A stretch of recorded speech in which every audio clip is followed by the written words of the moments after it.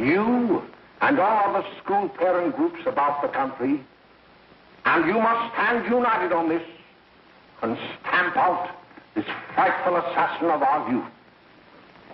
You can do it by bringing about compulsory education on the subject of narcotics in general, but dread marijuana in particular. That is the purpose of this meeting, ladies and gentlemen, to lay the foundation for a nationwide campaign by you to demand by law such compulsory education. Because it is only through enlightenment that this scourge can be wiped out. Out of the traffic in these drugs, a lawlessness that we can scarcely estimate has grown and is now flourishing.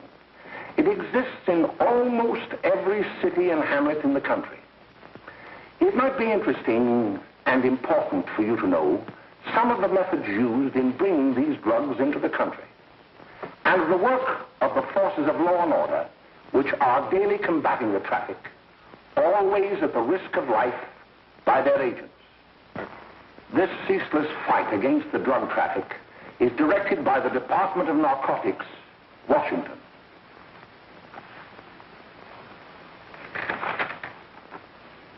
I've received a letter of vital importance from a member of the Narcotics Bureau. I'm going to read this letter to you. My dear Dr. Carroll, the suppression of the use of marijuana and of the forces lurking behind it are the most important jobs this department is now engaged in.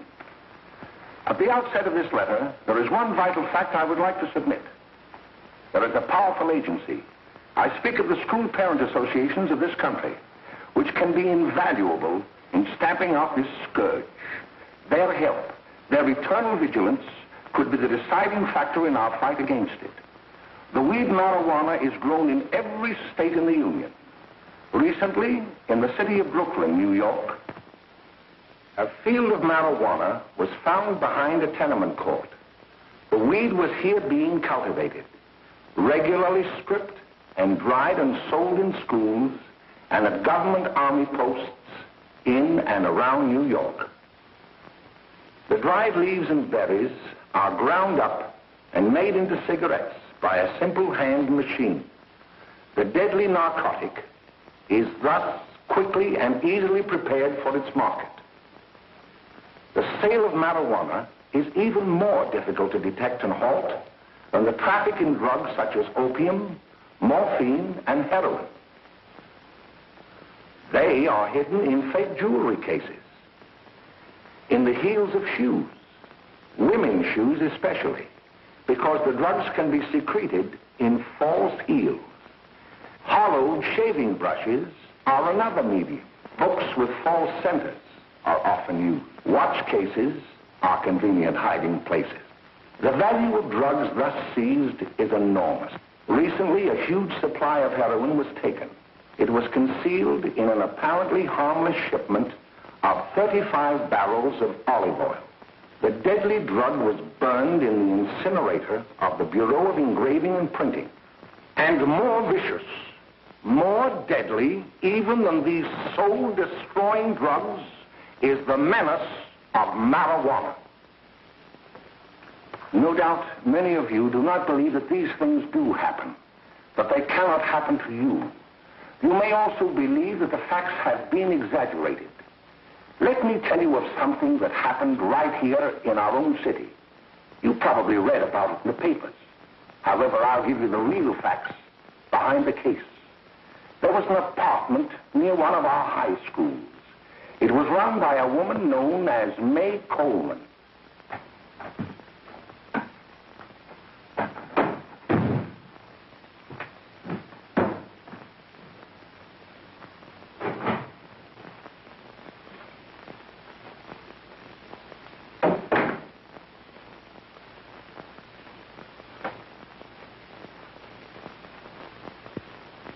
Hey, come on, May, get up. What time is it? Time to get up and give this place a going over. Looks like the Marines had landed. Oh, that bunch last night was high enough to take over the Marines and the Navy. You better get on the job. Some of the kids may be up this afternoon. Oh, Jack, we can get along without dragging those young kids up here. Oh, why don't you button up your lip? You're always squawking about something. You got more static than the radio.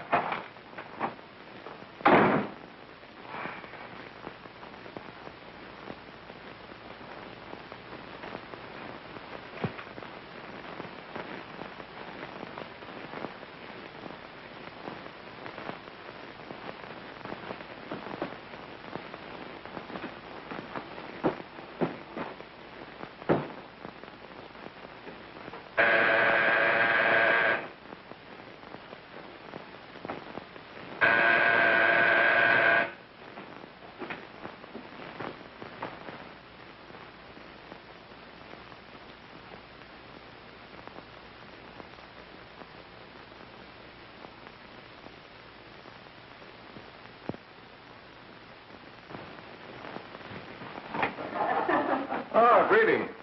Well, hello, fella. How are you? Fine, how are you? Come here. Come here. Yeah. All right, glad to see you. Is May in? She'll be right in. Just sit down and make yourself comfortable. Hey, what kind of a joint is this, Eddie? Oh, it's all right, Gwen. See, they probably had a party last night. Oh. A couple of your customers, May. Yeah? Well, they're old enough to know what they're doing. Not like those young kids you bring up here. All right, all right. Listen, I'm going to blow. Where are you going? I got to make some deliveries, and I'll probably drop by Joe's place and bring back a couple of the kids. Oh, I wish you'd lay off those kids. Oh, why don't you get over that mother complex?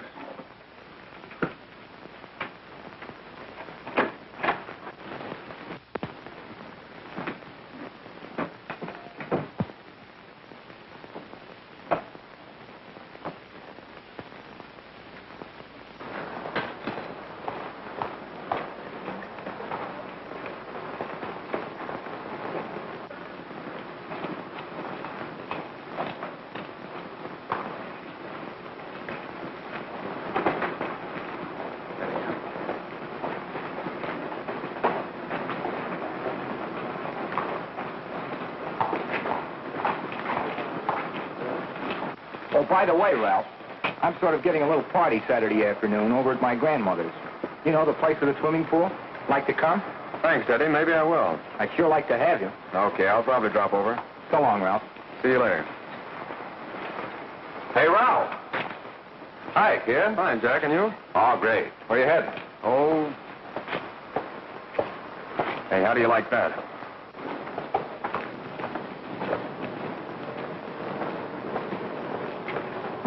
That's the one I was telling you about. Very nice. I don't know why you want to make such a fuss over that Ralph Wally. Oh, he's a swell swimmer. He made the freshman team that year he went to college. Yeah, and that lets him out. My dad knows his family. None of them are any good. Father and mother just got a divorce from Paris. Yeah? You know, Ralph runs around pretty much on his own. He's been in a couple of jams. Well, I only kind of say hello to him. I don't go around with him. Well, you better not. He's a little too old for it. That's what my dad said. Hello, Mary. How are you, Bill? How are you, Ralph? Oh, hello, Ralph. You know our brother Jimmy, don't you? How are you? Well, I'd like you to meet a friend of mine, Jack Perry. Mary, Bill. How do you do? Glad to know you.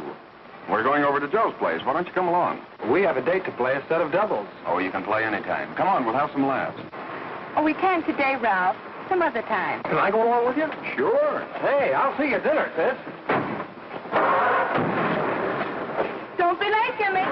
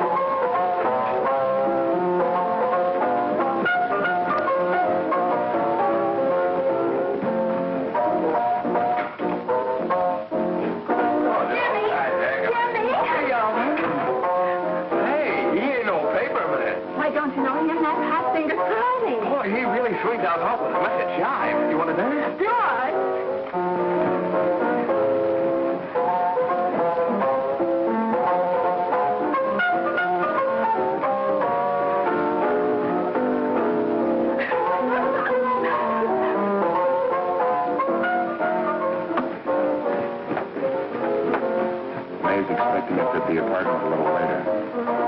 Any new prospects? Maybe.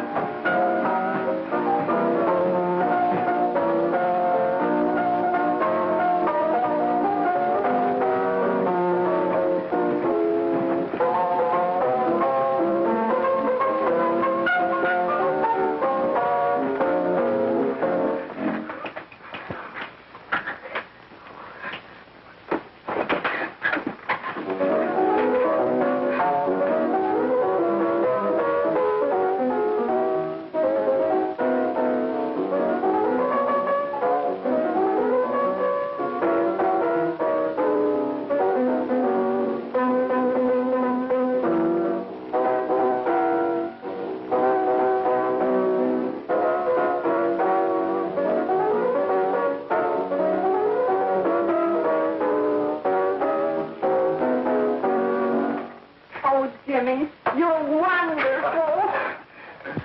You just finding that out?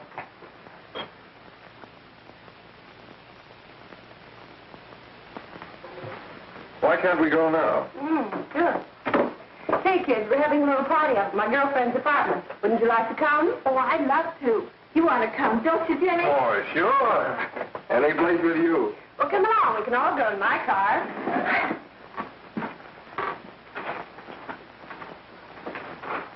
See you later, Joe. Tom.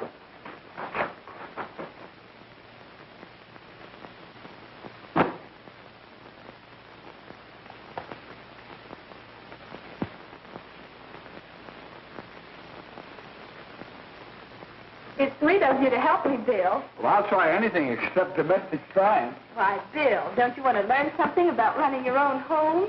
The answer is no. You know, after that session we had yesterday, I went home and told Mother that the trouble with her pot roast gravy was she hadn't added 3 heaping teaspoonfuls of olive oil.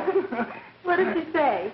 She didn't say anything. She just threw me out of the kitchen. Well, I don't wonder. Hello, children. Hello, Mother. Hello, Mrs. Lane. That was sweet of you, Mother. Gosh, hot chocolate. Thanks, Mrs. Lane. I know you can't study on empty stomachs. Now then, enjoy yourself. He will. She will too, Mrs. Lane. May I? Oh, thank you, kind sir. You're so very, very kind. Mary, before we do that math, how about reading some of this? It's swell. Romeo and Juliet. Don't you like it? Uh-huh. You know, when I study this, I kind of think of you. I just sort of feel as though you're there beside me. Well, listen. It is my soul that calls upon thy name. How silver sweet sound lovers' tongues by night, like softest music to attending ears. Romeo, My dear, what o'clock tomorrow shall I send to thee? by the hour of 9. I will not fail. 'Tis 20 years till then.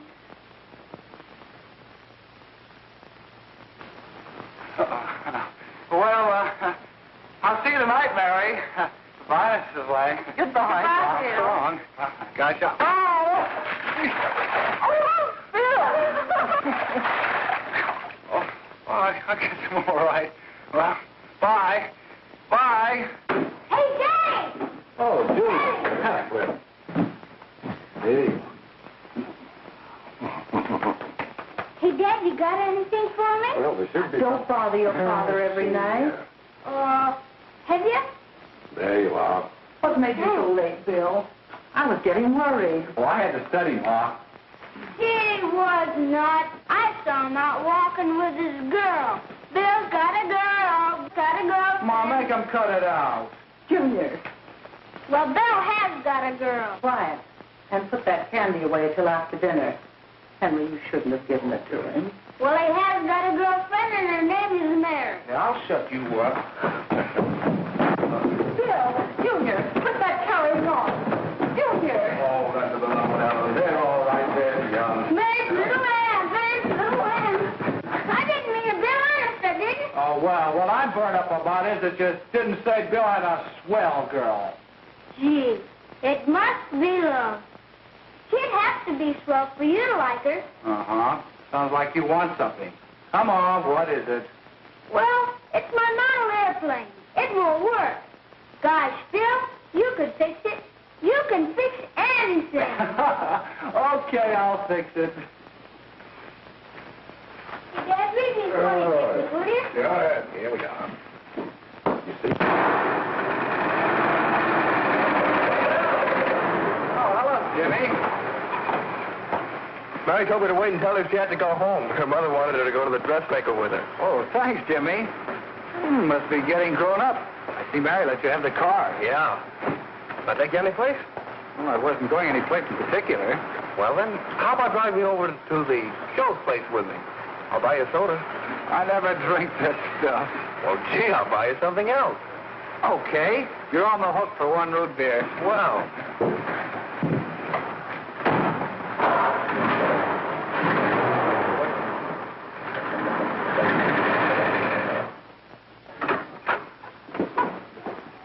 Hi, Bill. Hi, Jimmy.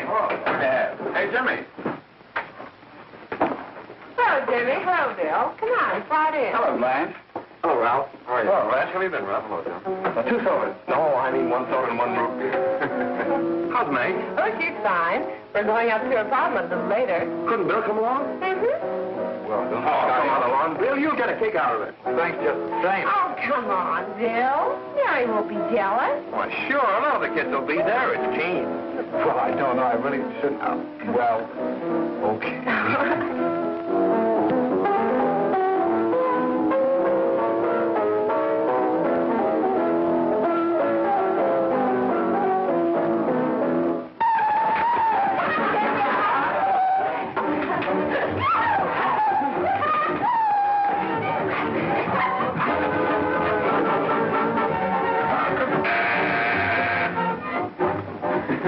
Hiya, kid. Hello, Jack. What do you say?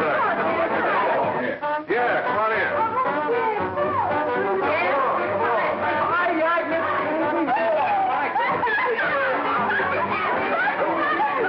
Come on, Bill. Don't stand there.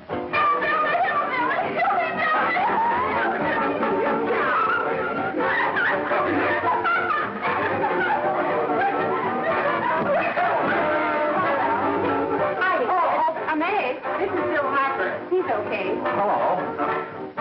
Well, if you say so, it's all right with me. I'll be back in a minute. Hiya, kids. How you doing?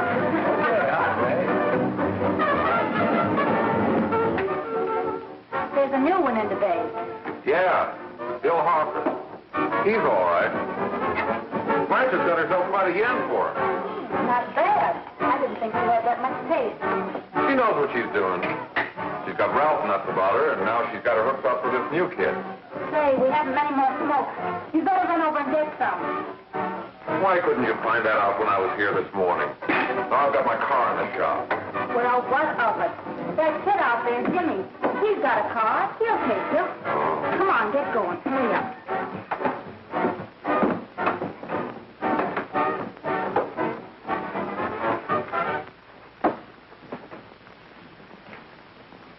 Hey, Jimmy. Yeah? I've got to run over to Cedar Avenue for a minute. You've got a car, haven't you? Why, yeah, my sister. Mind giving me a lift? Why, sure. Come on. Okay.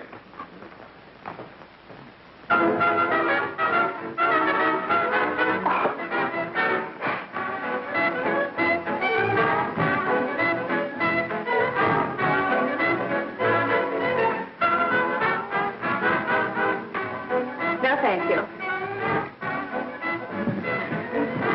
Well, here we are. Oh, thanks. Oh, May, don't forget me. I never forget you. Oh, here. If you want a good smoke, try one of these.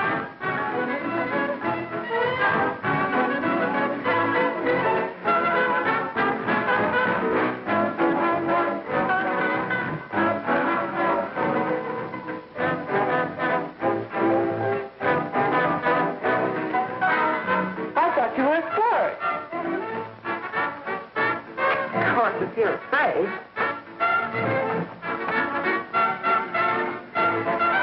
That's better. That's more like like it. I know you like that. Really, you will. And just take a puff of that.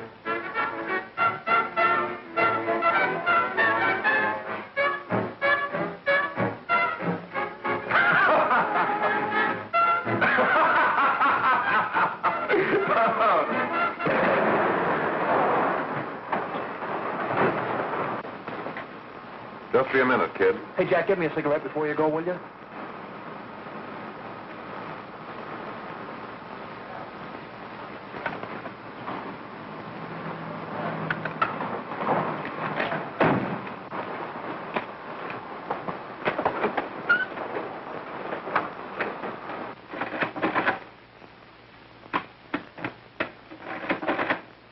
Hello, Jack.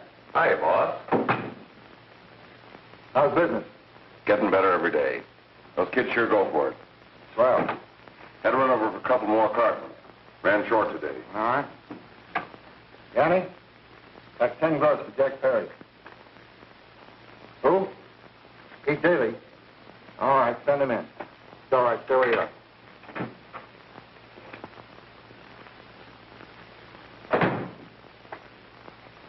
I want to talk to you. All right, go ahead. Jack's okay. What's the beef? Listen, you never heard no beef when I had to sell that rotten gin. You're after the dough, aren't you? Yeah, but I don't need dough that bad. Taking two-bit pieces from kids. There are millions of two-bit pieces just begging to be taken. Don't be a dope. I'm just dope enough to draw the line selling hop to kids. All right, Pete. You know what my policy has always been. If the boys are not satisfied, I'm always glad to have them retire. Retire permanently. So long.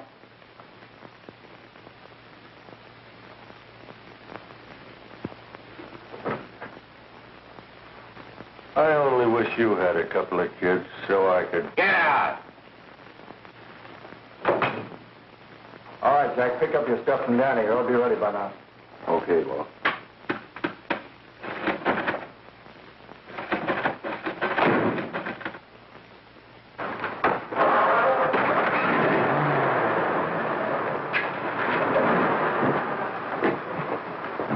Let's go, Jack. I'm red hot. Better be careful how you drive it. The first thing you know, you'll be ice cold.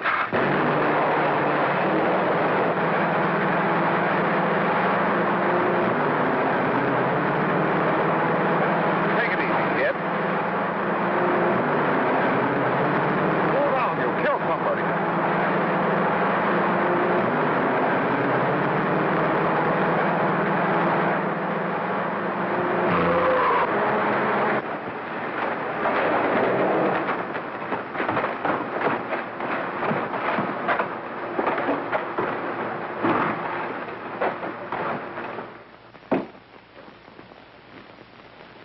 Mary, you're not eating your breakfast again.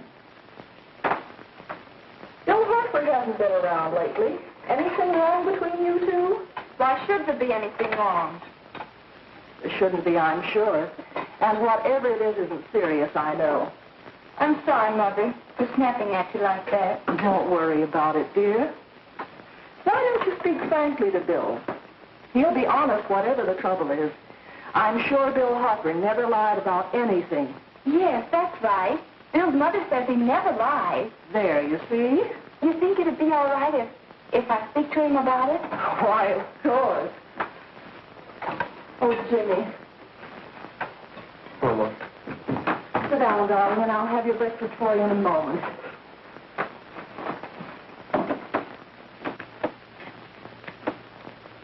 Jimmy, what have I got to worry about? why don't you tell me? Oh, for Pete's sake, don't start to cross-examine me, will you? I'm all right. Jimmy! Don't let Mother see you like that.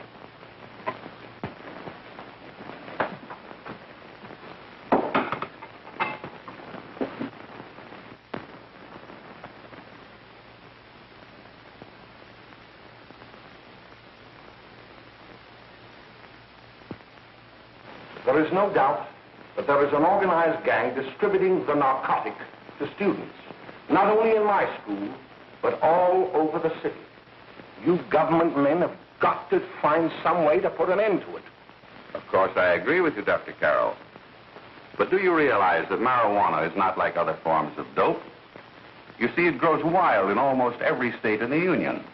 Therefore, there is practically no interstate commerce in the drug. As a result, the government's hands are tied. And frankly, the only sure cure is a widespread campaign in education. Oh, it's all right to talk about education, Mr. Wyatt. But we educators can't do anything until the public is sufficiently aroused. Let me show you something. In 1930, the records on marijuana in the Washington office of the Narcotics Division scarcely filled a small folder like this. Today, they fill cabinets.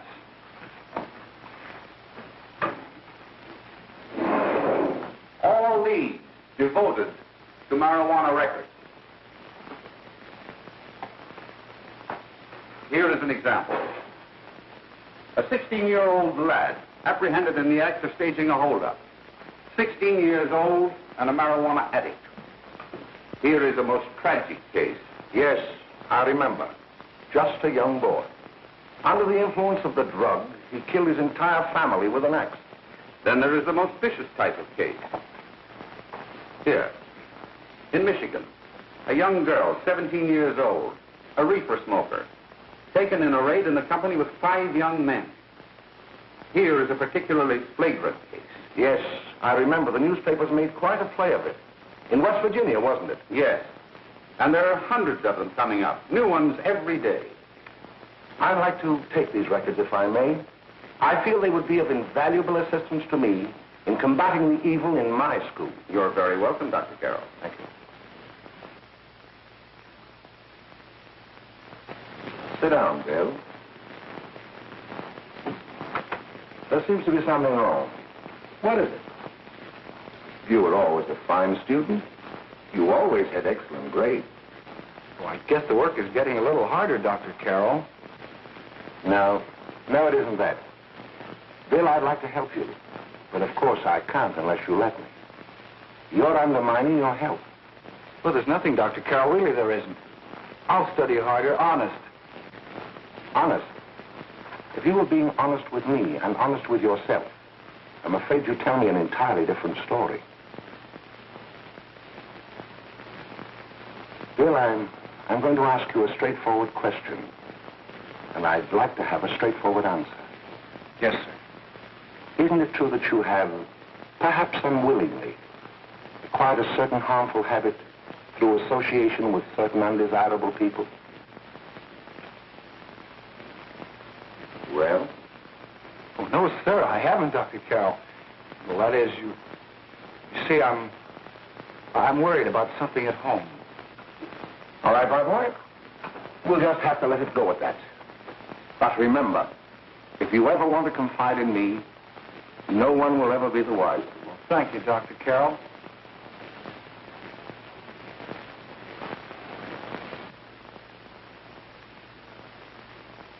Hello, Mary. You want to play a set? Thanks, Teddy, but I'm waiting for someone. Well, if you're waiting for Bill, he hasn't been here for weeks.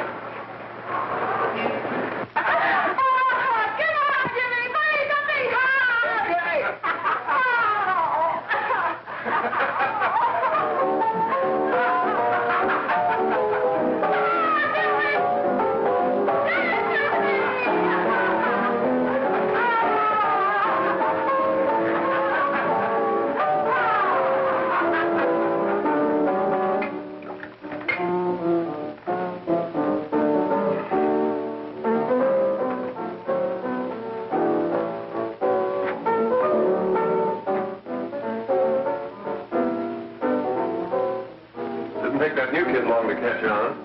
Don't take any of them long.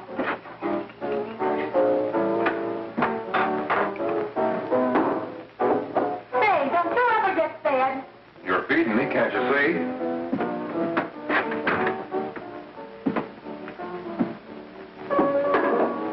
Give me a knife and a fork, will you? Get it yourself.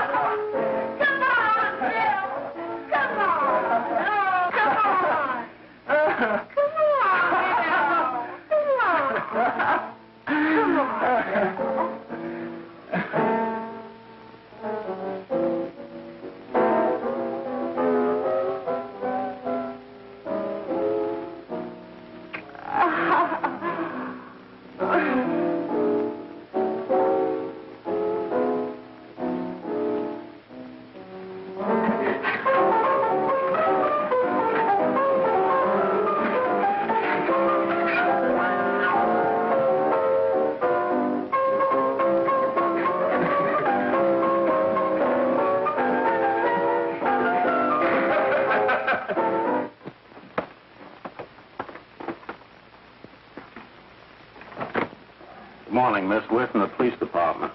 Good morning. We're tracing a hit-and-run driver. Someone caught the license number at the place of the accident but didn't get it quite right. So we're checking all numbers like it, and yours was one of them. Well, I'll try to help you. You remember what you did on the 29th of last month? Oh, that was the day before Mother's birthday. Oh, yes, I remember that because I left school and went directly to the dressmaker's with Mother. I was there all afternoon. Did you happen to loan your car to a couple of men? No, I had the car all afternoon myself. Well, thanks, miss. Sorry to have troubled you. Tell me, was the person killed? Fortunately, he wasn't, but that's still no excuse for hit-and-run driving.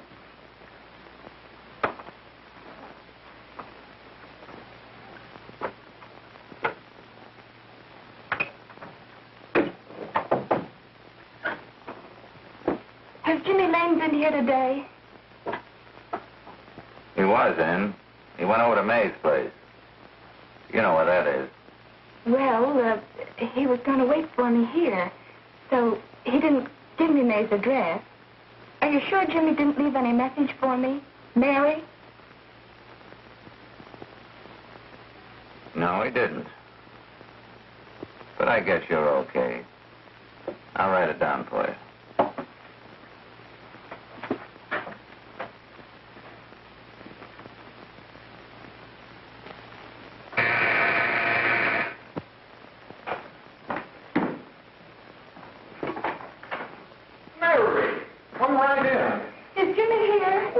Around somewhere. I think he went out to take Agnes home, but he'll be right back. Come in and sit down, Mary. And let me take your coat. Who's the new kid just came in?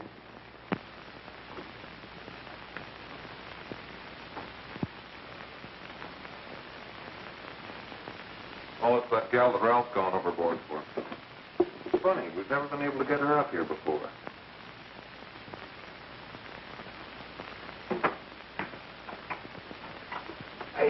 Hey, scram, will you?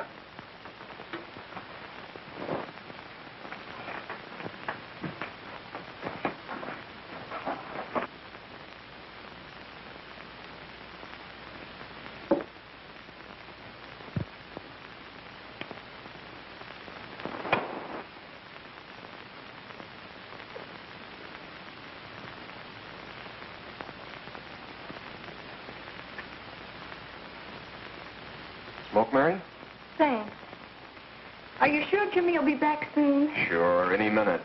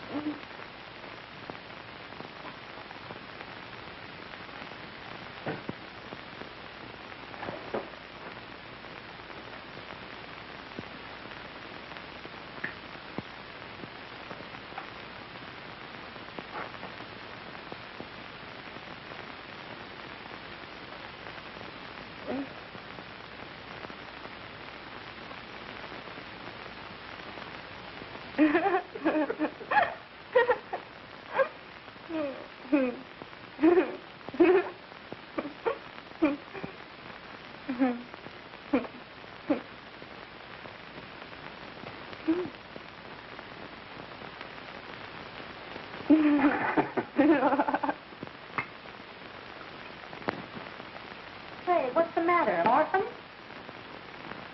Where do you put it? You got a hollow leg? Thank you.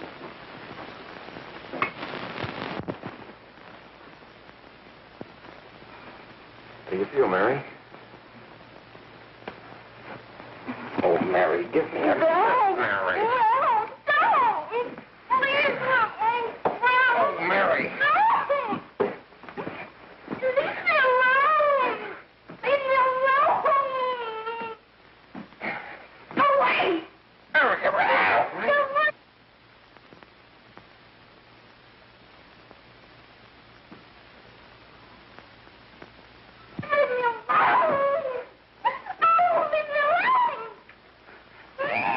Everything's all...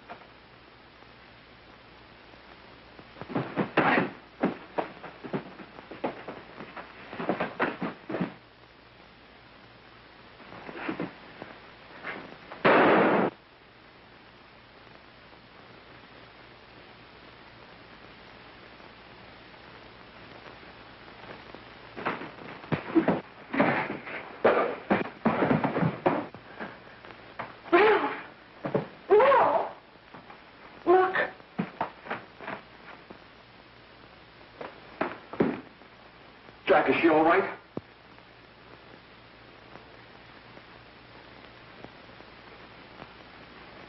She's dead. May, get me some water. Now listen, you two. I want you to get out of here. Get out of here and forget you're ever in here today. I'll handle this. Now get going.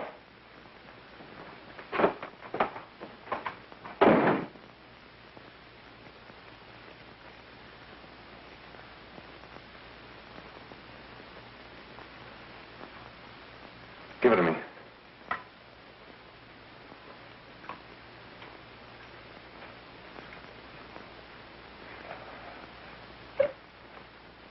Here.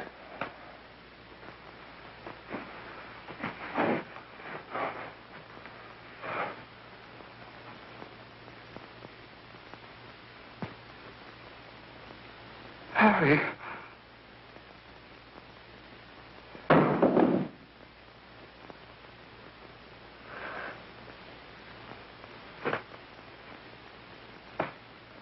Mary. Mary. What happened? You killed her.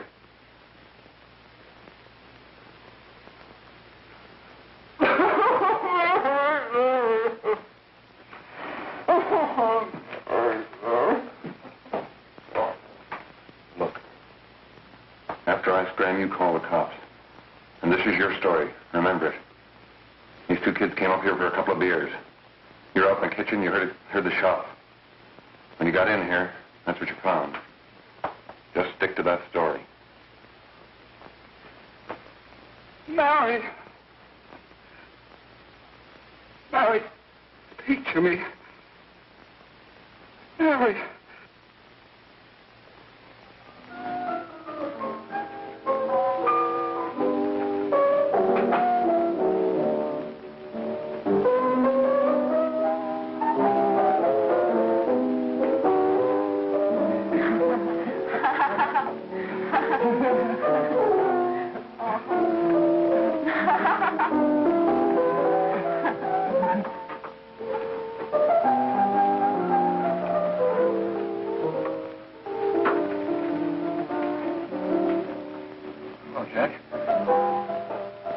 Talking to a friend of mine, a cop,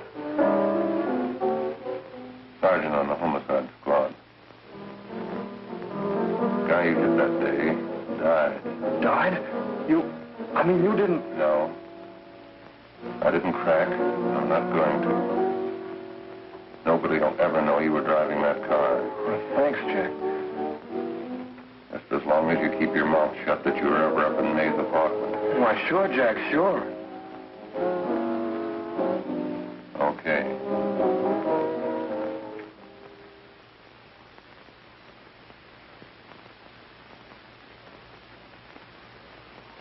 Your Honor, I'd like to recall Dr. Alfred Carroll to the stand. Call Dr. Alfred Carroll to the stand.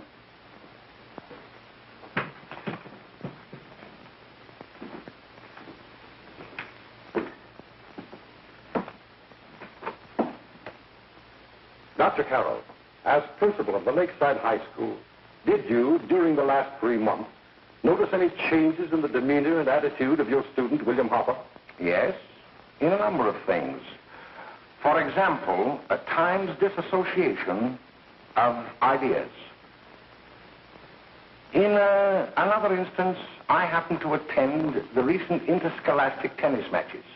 And while Bill Harper had been considered an exceedingly good player, I saw him miss the ball by as much as 3 or 4 feet.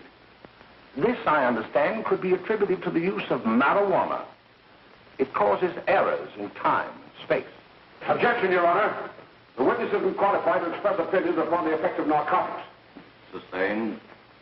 Dr. Carroll has been called merely as a character witness. Well, then, although you didn't know to your own knowledge that the defendant was using marijuana, did you notice any changes that would lead you to believe, as an educator, that he was under some severe mental strain, which might possibly have been induced by some drug? Yes, I recall distinctly a few weeks ago. It was during a class of English literature.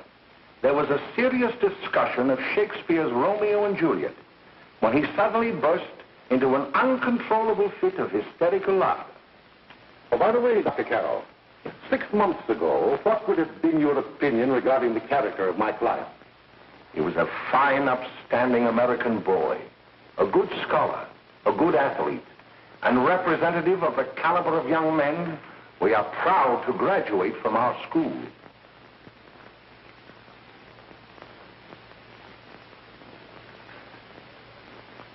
Oh, snap out of it, will you? It's not our fault.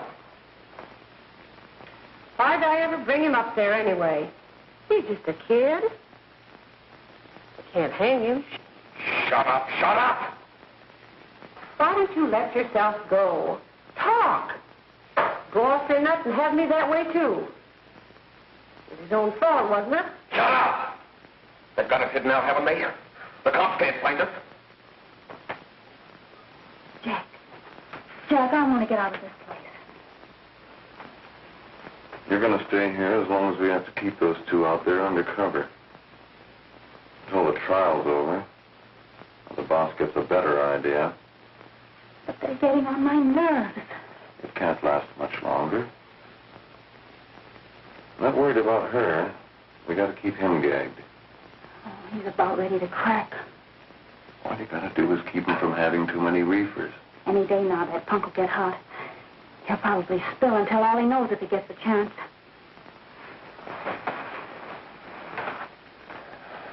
I don't think he'll get it. I'll see you later. Where are you going? I'm going to see the boss.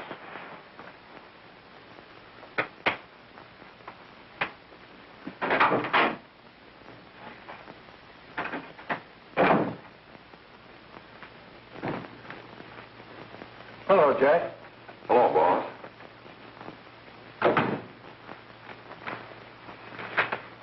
What are we going to do about that Wiley guy? Still jittery, huh? I don't know what the punk's going to do. Keep feeding him those hot sticks. That's what May's been doing. That's no good. I got a hunch that he's due to crack when that Harper verdict comes in. If he's on the tee, he's liable to take a powder on us and blow his topper to the DA. You mean you think we'd all be better off if he never heard the verdict? Well, what are you waiting for?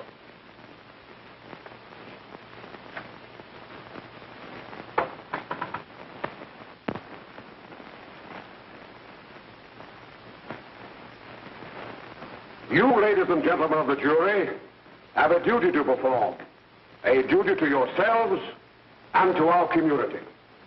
Mary Lane is dead. The evidence you've heard at this trial could not have failed to convince you of the guilt of the defendant. By his own admission, he pressed the trigger of the weapon that sent lovely and innocent Mary Lane to a tragic and untimely death. We are not so much concerned about the motives behind the deed as to the deed itself. While the defendant has told you that he saw someone attacking Mary Lane and that his mind went blank from that moment on, the defense has been unable to produce one witness to substantiate that statement. Now, ladies and gentlemen of the jury, you heard able men testify at this trial, men who have tried to bring out the fact that the defendant might have become momentarily insane when he fired the shot that killed Mary Lane. But the defense has been unable to prove that he was insane. William Harper was sane when he visited the apartment where the tragedy occurred. He was in the habit of visiting the place. He was sane when he went into a bedroom with another young woman. You've all heard what went on in that room. You heard it from the defendant's own lips. Involved as he was in a tawdry love affair, Mary Lane was in the way. She had found him out. In a moment of anger, he deliberately and willfully killed her. If such deeds are permitted to go unpunished, this community would cease to be a decent and safe place for us or our children to live. I do not believe I have to plead or even demand that you bring in a verdict to punish the defendant for the crime that he has committed against society. You are upright citizens. That is why you were chosen to judge another. And as honest, upright citizens, there is only one verdict which you can find, and that is a verdict of guilty. And this court will be adjourned until the jury's verdict is reached.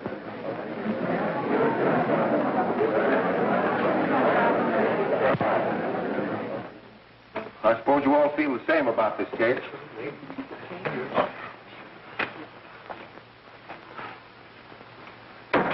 But he might have been insane when he did it. No, he wasn't. He knew what he was doing.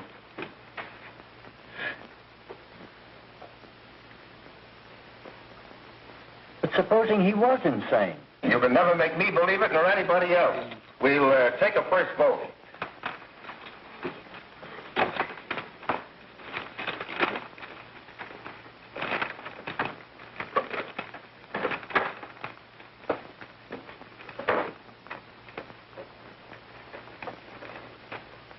For conviction, 1 for acquittal.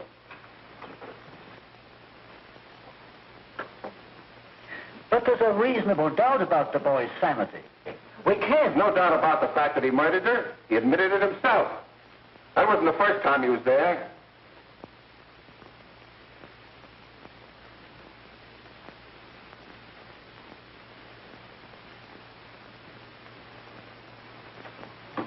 We gotta make an example before boys like that contaminate all of our children. We can't have every murderer hiding behind the gag that he's insane. Sure, they see red before they kill somebody. But whose fault is it?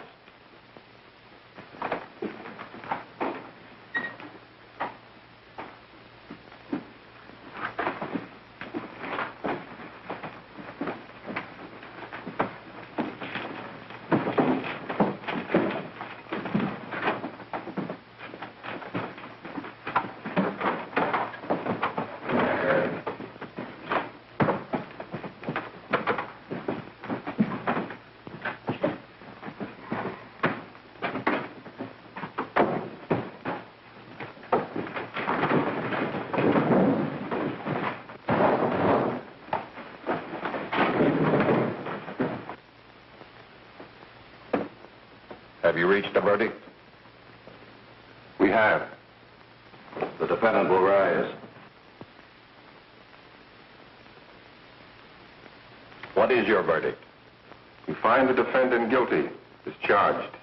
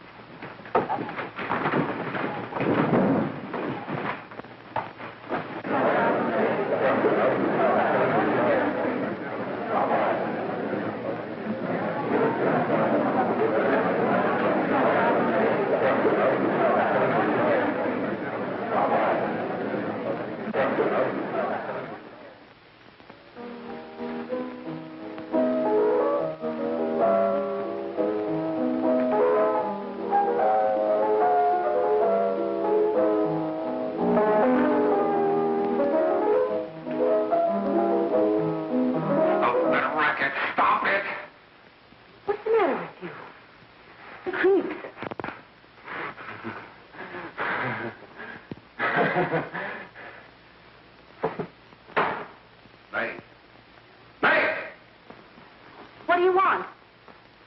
Bring me some reefers.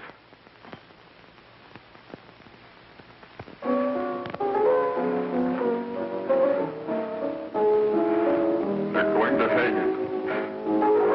Blanche, they're going to hang him. Oh, come on. Get a hold of yourself. Here you are. And quit that crazy laughing. Where's Jack? I want to get out of here. They'll pick you up and hang you if you don't pipe down. I want to see Jack. Jack. I want to see Jack. Jack. You better quiet him.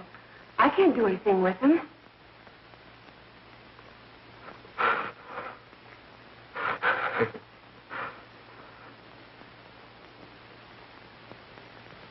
I've got to see Jack.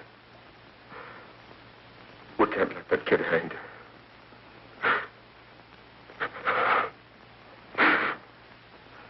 He'll be here. Don't worry. He'll be here in a little while. I've got to see him. You've got to see him.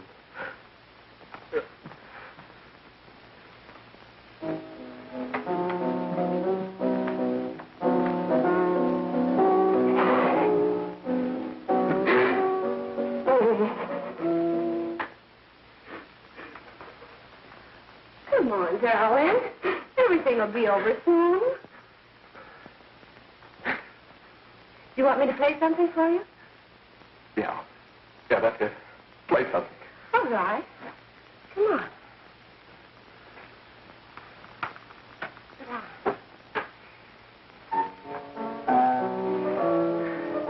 Honey, give me a smoke, will you?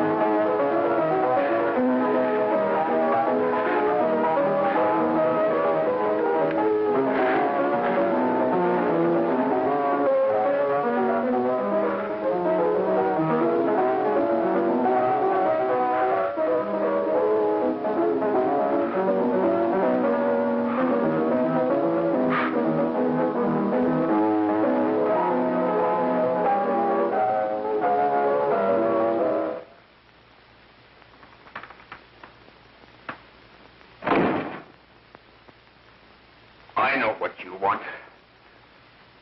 You want to kill me. You're crazy. Take it easy, kid. I just want to talk to you.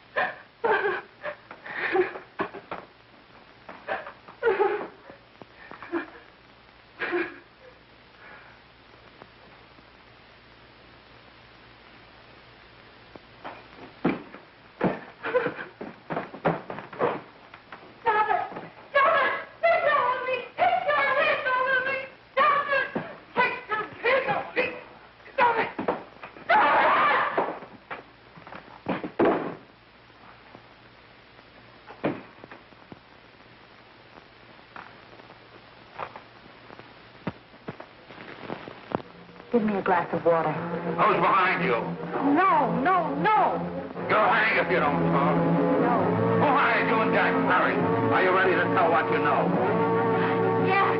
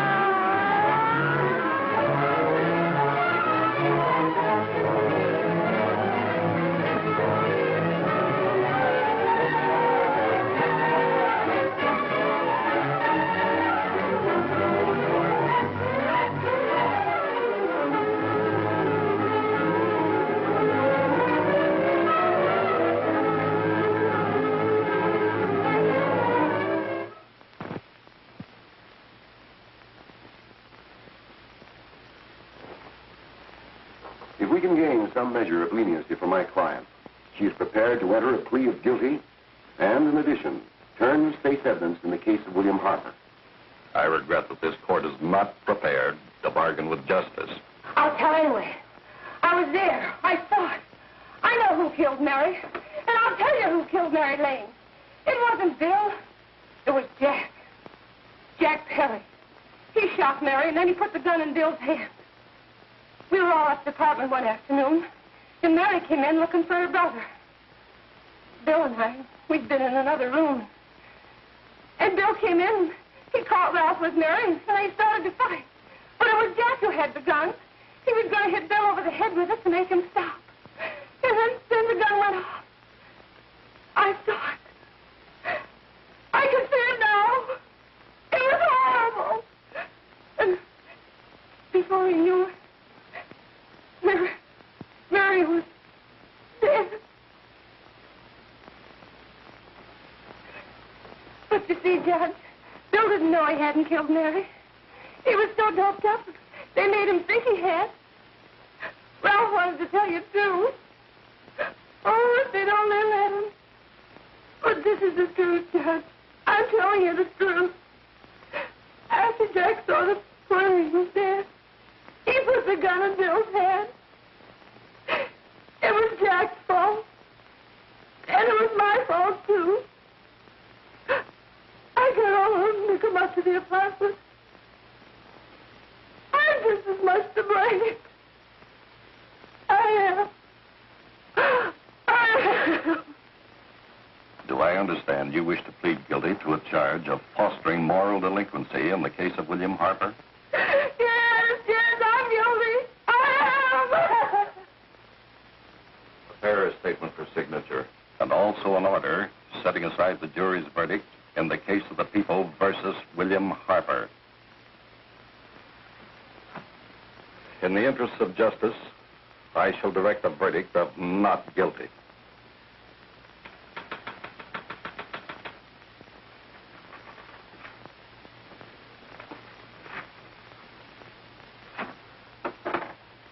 Sign here, please.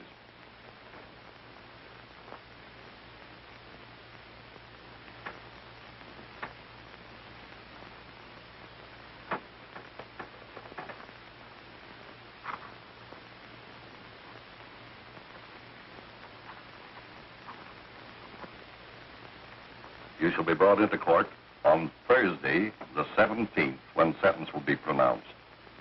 Meanwhile, you will be held as a material witness in the case of the people versus Ralph Wiley.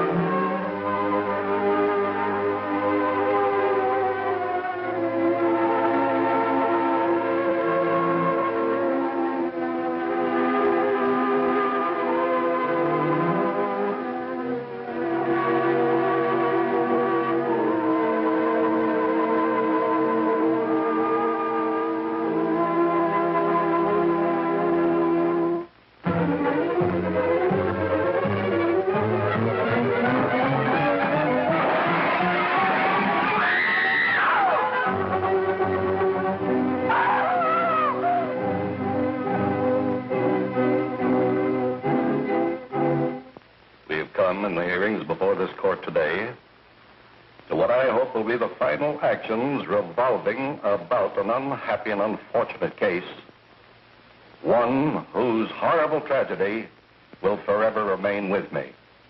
I am happy to have been enabled, before it was too late, to order the verdict of the jury in the case of the people versus William Harper to be set aside. But, young man, although this court is convinced that to declare you guilty would have been a gross miscarriage of justice, we cannot condone your acts. And we can express only the hope that your experiences may not alone keep you, but thousands of others from the vicious pitfalls of marijuana. Thus, I am ordering you to remain in this court during the next case, so that you will be obliged to witness what you yourself so narrowly escaped. Call the case of the people versus Ralph Wiley.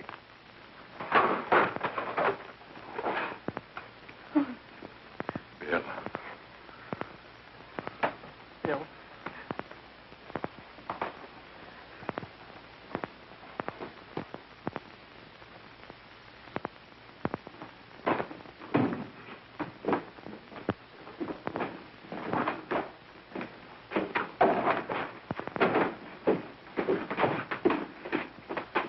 Your Honor, in this case, the state waives trial of the defendant, Ralph Wiley. It is convinced that he is hopelessly and incurably insane, a condition caused by the drug marijuana to which he was addicted. It is recommended, Your Honor, that the defendant be placed in an institution for the criminally insane for the rest of his natural life. Defendant counsel joins the state in this request. Since counsel for the defense, as well as counsel for the state, seem to agree on this, I see no reason why the request should not be granted. Yes, that happened right here, to your neighbors. It is not too much to say that in your hands lies the possibility of averting other tragedies like it. We must work untiringly so that our children are obliged to learn the truth, because it is only through knowledge that we can safely protect them. Failing this, the next tragedy may be that of your daughter, or your son, or yours, or yours, or yours.